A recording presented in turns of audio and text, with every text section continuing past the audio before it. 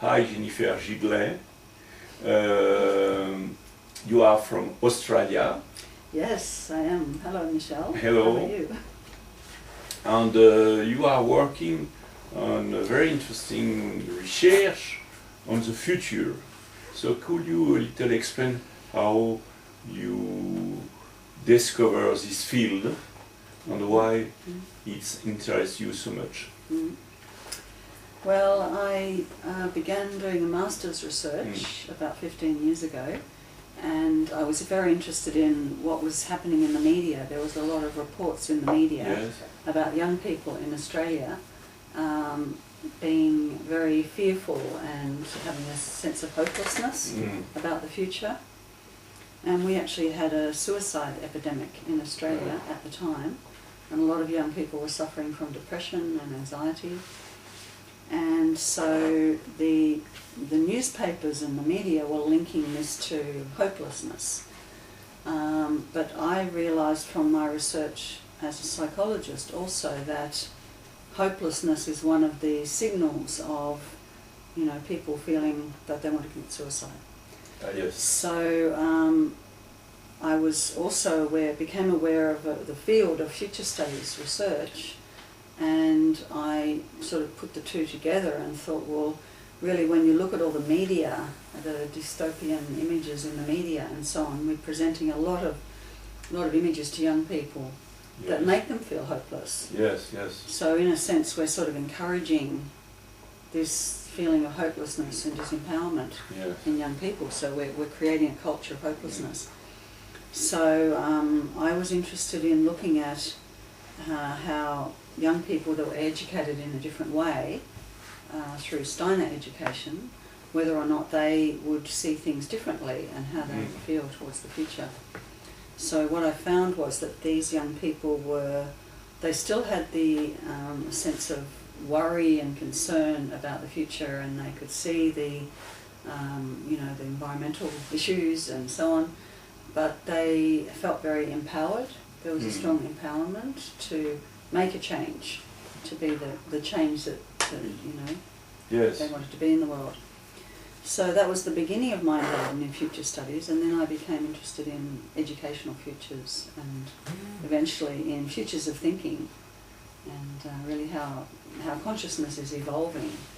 Yes, and during this exploration you discover that even the future is not what you was thinking it could be. You discover that the future depends on the values you had previously at the time you think about future. I mean, future is linked with your mindset. Yes. So could you say one or two things about this? Because well, that is very interesting. A lot of the when people think of futurists, they tend to think people are either trying to predict the future or they're sort of crystal ball gazing or something. But actually there's a lot of people working as futures researchers, particularly in the European context, from the approach which developed in France, from Gaston Berger and Bertrand de Juvenal. Bertrand de Juvenal, which is really, it's about human agency. It's about creating your future. It's not about saying, well, these are the trends that look like happening and therefore we can do nothing. It's about, we see these trends, but as people, human beings, human agents, what can we do? How can we create the future that we want? So that's the approach that I work from. And the World Future Studies Federation, which I'm the president of, has a lot of people working in that way to create alternative futures and to discuss the values that we need to create, a better future, plural, diverse, sustainable, and so on. And what is your feeling now, as you are working more and more on future studies? What is your understanding of the future of the planet? What is the big issue and the big pictures right now? Well, obviously we have massive climate crises going on. There's a lot of social issues. I think it's very difficult not to think that there will be more turmoil and more crisis.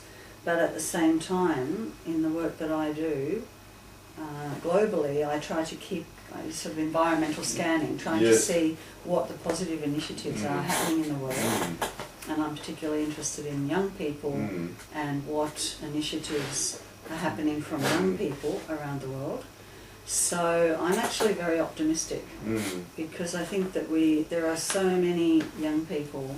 There's a lot of people generally, but there's an enormous number of young people who are very concerned about the future, who have very different values from the old mindset of the industrial worldview. And they want to create a new world, and they have a kind of quantum mindset that they can just, this is what we want to do, and let's just go and do it. Yes. So I'm interested in gathering a kind of a global database of youth initiatives, because everywhere I go, someone will talk about something they're doing. I was just talking to Sherzad yesterday, your colleague, talking about this, and 2 days ago, and she said, do you know about the Youth Bank? Yes. And I said, no. Do you know about the European Youth Forum? And she said, no. So there's all these things happening everywhere, but they're not gathered in one place where people can actually see the critical mass. I think there is a critical mass of positive things happening, but nobody can see the whole picture because it's just bubbling up. Yes. I was singing this morning, we have this sort of, the Precambrian explosion of biological life. It's like we have a Cambrian explosion of, we need another word for Cambrian, but an explosion of life of ideas. Yes. Of the noosphere. So thank you very much, Jennifer. Have a good day. Thank you, Michel. Good Bye-bye. to see you again.